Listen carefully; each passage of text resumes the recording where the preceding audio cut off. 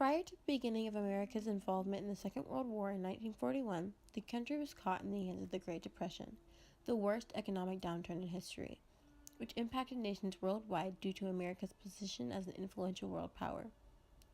The roots of the Depression were placed deep in the nation's pseudo-corrupt economic systems, such as the use of margin and speculation in the stock market, high efficiency in factory machinery, ironically creating a decline in demand due to overproduction, and the detrimental combination of high taxes on imports and the decreases in wages of hot blue-collar workers.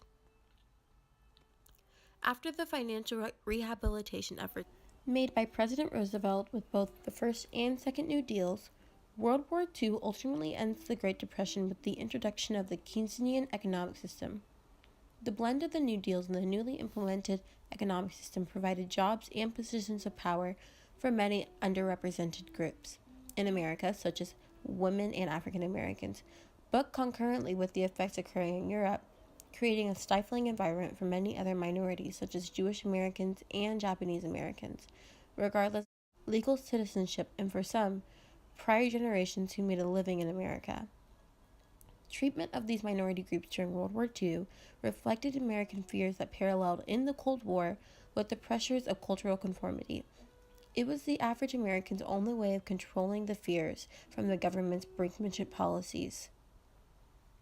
Rather than forcing minorities into internment camps and unlawful incarceration, many Latino, Asian, and African American citizens were the subjects of assimilation efforts during the Cold War era. A large factor to the conformity attempts were the subliminal influences through radio broadcasts and through television, from beauty commercials to the latest and greatest automobiles on the market.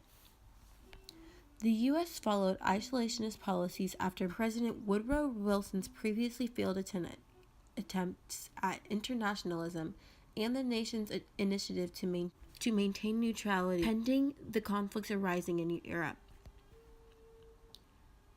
This policy remained consistent with the more aggressive approach to containment through the extensive and highly successful use of propaganda.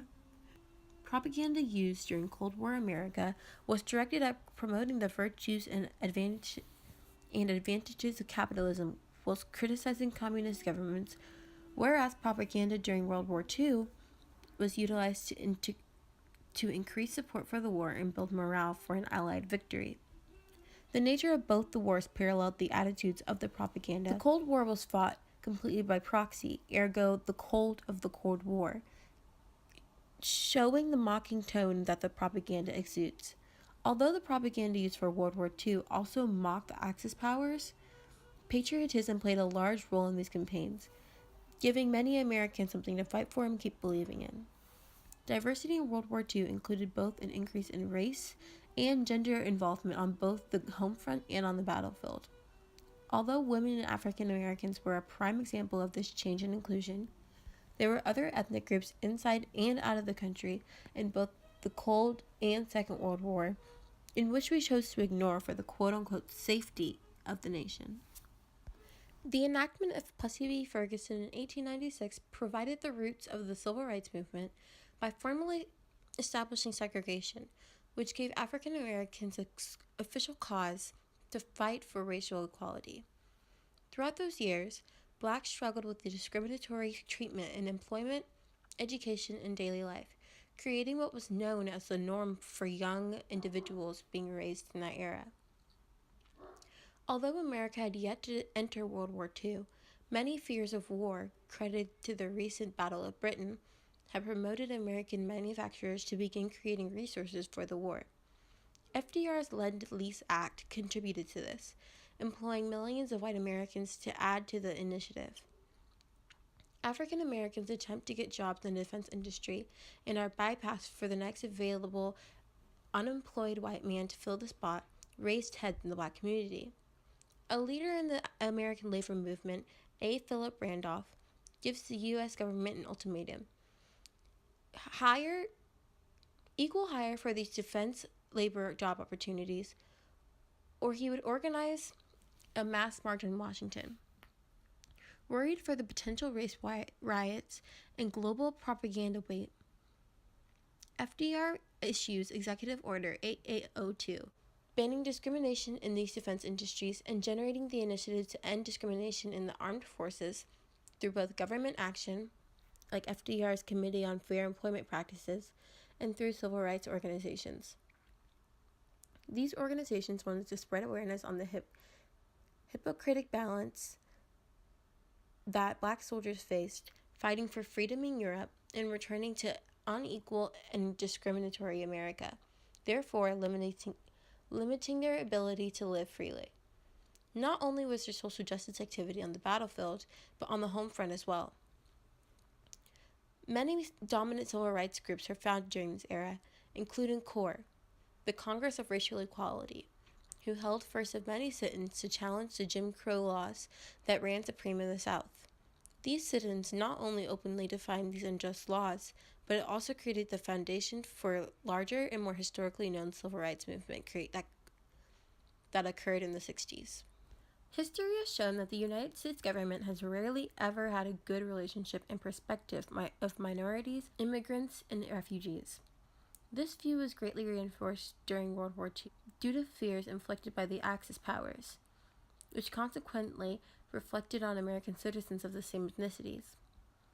Strict immigration policies enforced by President Hoover aided to this internalized fear by restricting the number of visas allotted to European immigrants, ultimately contributing to the largest displacement of human beings in history. Granted, the obvious disapproval and hostility towards the Jewish in America did not rival the attitudes in Europe. Anti-Semitic attitudes in America were heavily supported and encouraged by political figures and media influencers of that era, such as Henry Ford and Father Charles Coughlin. Father Charles Coughlin was an influential Catholic radio host whose extremist anti-Semitic opinions were based on theological principles and used as evidence to substantiate the persecution of the Jewish race. The overall fear of communist infiltration and potential Nazi spies entering the nation unveiled another minority in the country, those who wanted to help the victims of the Nazi regime.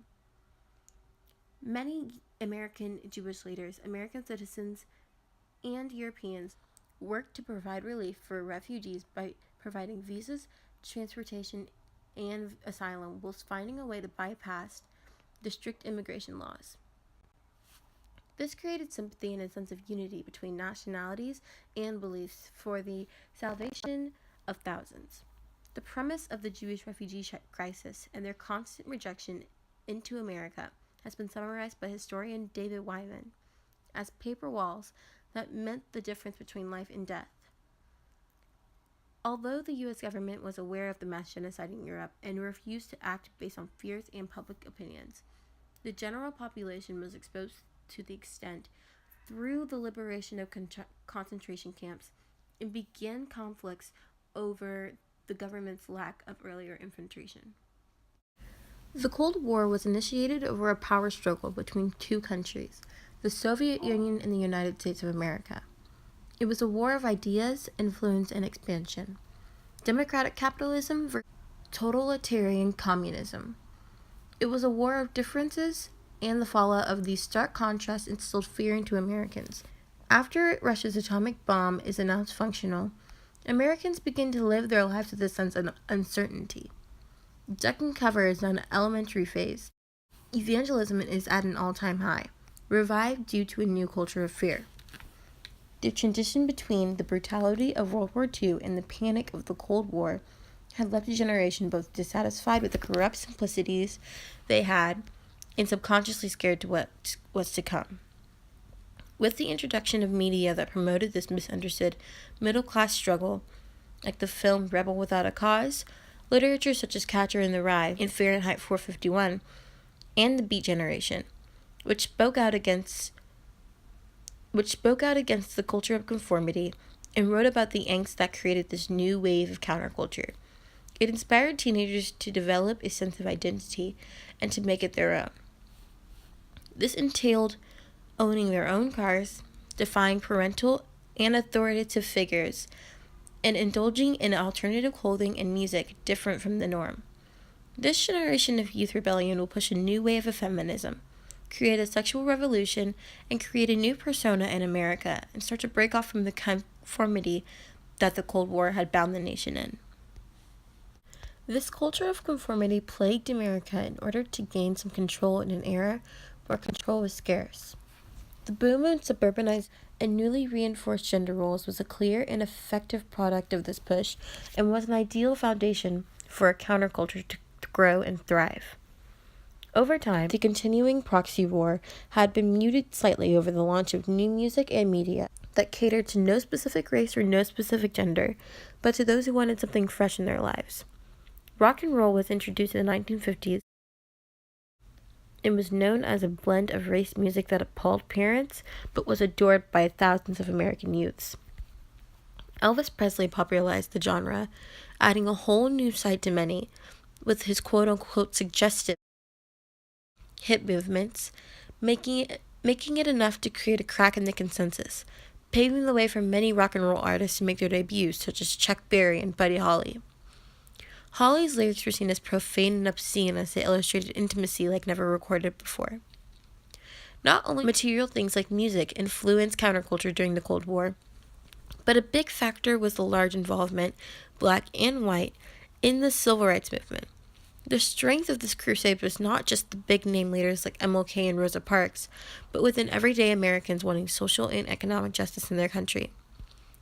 Disruption of the Jim Crow peace came through sit-ins at white-only restaurants like the Greensboro sit-ins, where they practiced nonviolent civil disobedience. It came through freedom rides, where many young adults lost their lives, limbs, and bodily functions to test the federal laws on integration in public transport.